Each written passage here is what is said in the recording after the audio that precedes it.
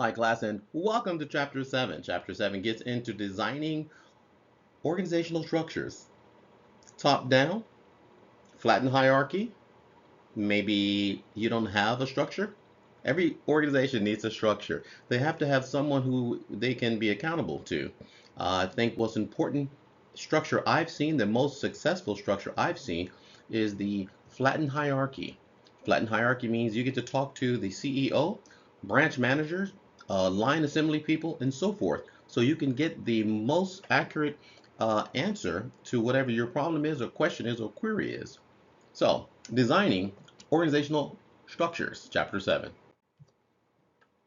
Some of the learning objectives, we got at least 6 we'll be covering throughout this particular chapter, is outline the basic principles of organizational management, compare the organizational theories of Fail and Weber, evaluate the choices managers make in structuring organizations, contrast the various organizational models, identify the benefits of interfirm corporate cooperation and coordination, and explain how organizational culture can help businesses adapt to change. Organizational culture is the way a company actually functions, which could be written or it could be an unwritten structure, but this will definitely help them adapt to some of the changes in business. Michelle Buck. Michelle Buck is the president and CEO of the Hershey Company, one of my favorite chocolates. And on screen is one of my most, oh, I put these in the freezer. And then when they get perfect, I eat them. I love Reese's Buttercup. So, sorry, I'm off on a tangent. Okay, go back to her. At a young age, her parents instilled in her the importance of hard work and resilience.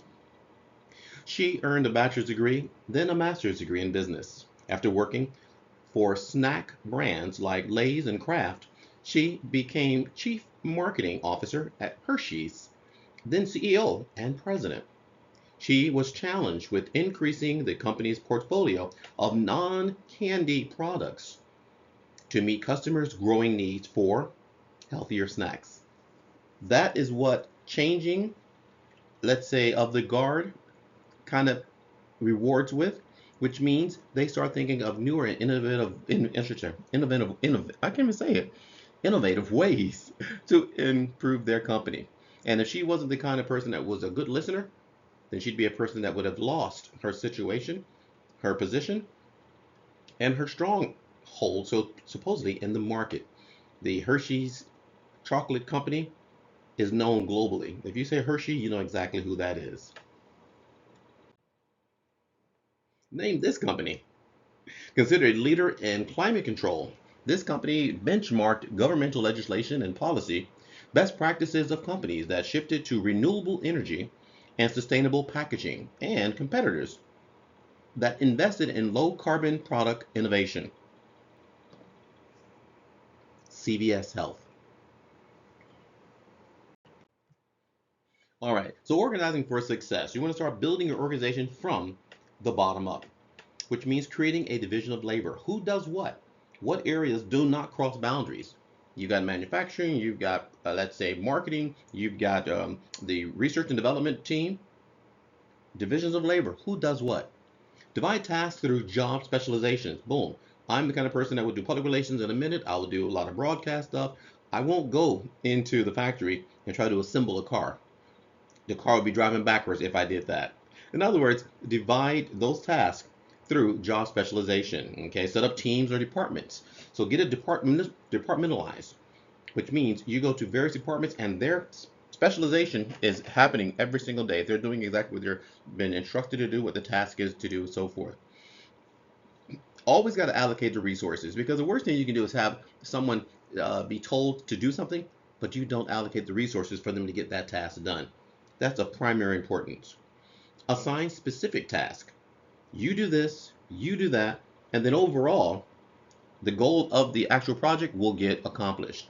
Establish procedures. What do you do when something goes wrong? What do you do when you want to communicate? What do you do when you have questions? What are the procedures? Develop an organizational chart. That's very helpful, because when I worked for a private university, I was hired as the registrar and then as the public relations person, as well as one of the vice presidents. One of the existing vice presidents didn't look at the organizational chart, and he kept assuming I worked for him. So he kept giving me all these tasks to do, trying to control my workload, my coming and goings. And I said, we're both vice presidents, right? And he responded with, yes, but you work for me. I had to pull out the organizational chart and show him I work directly for the president of the university, not for another vice president. So thank God we did have an organizational chart, and that allowed the individual to realize he was out of line and that I could actually function better because we didn't really get along that well. So, and also adjust to new realities.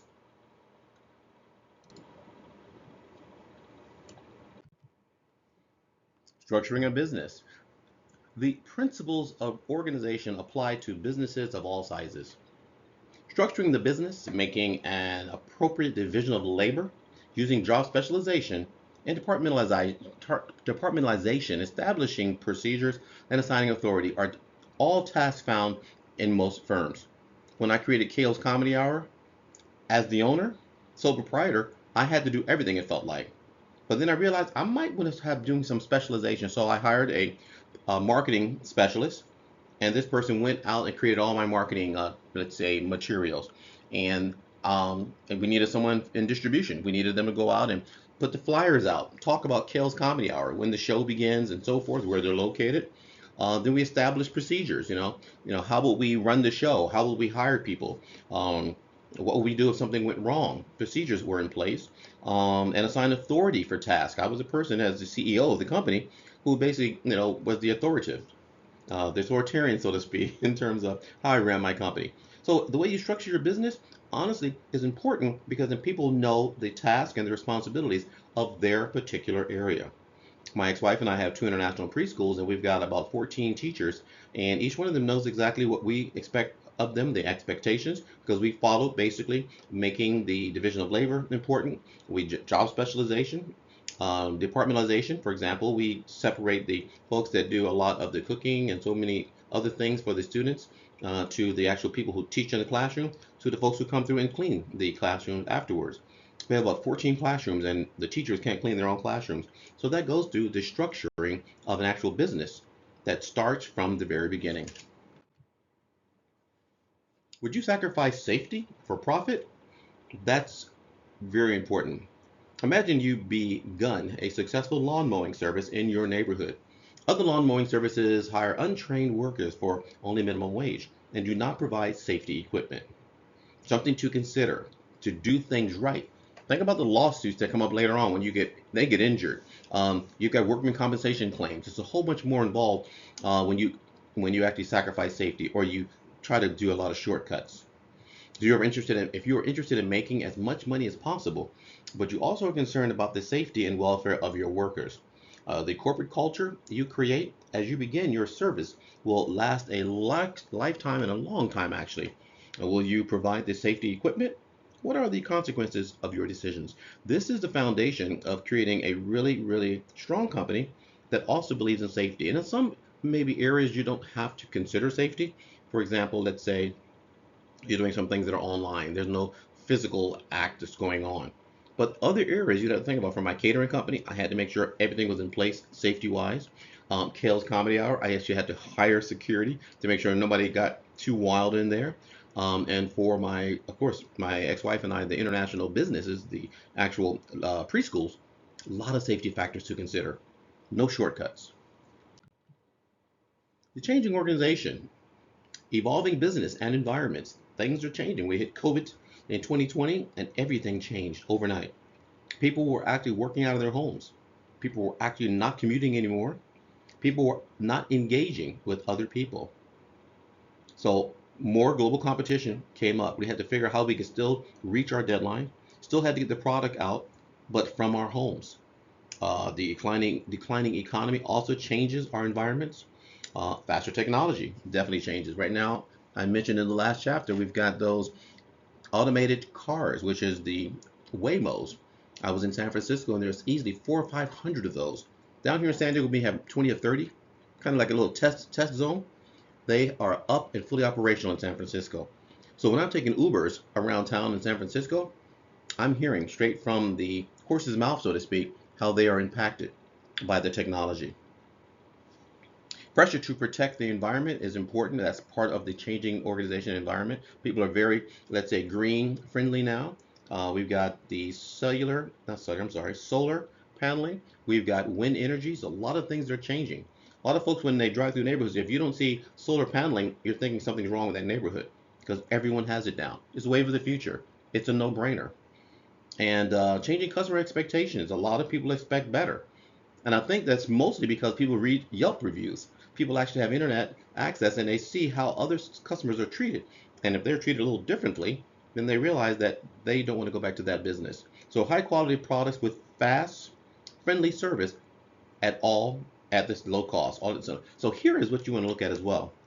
Look at the background of Walmart and how they are the biggest retail giant on the planet. We know that hands down. Look at their customer service reviews. Look at how they treat their employees, and you'll see why that organization needs to change. How much change in a decade or two? What happened? Amount of mobile phone usage in 2000, 34%. 2010, 89%. 2020, 95%. Why do you think it went up that dramatically in 2020? Because we were all at home on the internet. Some people who didn't even care about using cell phones, they had to get a cell phone to function.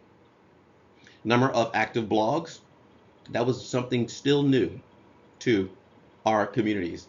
2000 and 2000 we had 12,000 active blogs.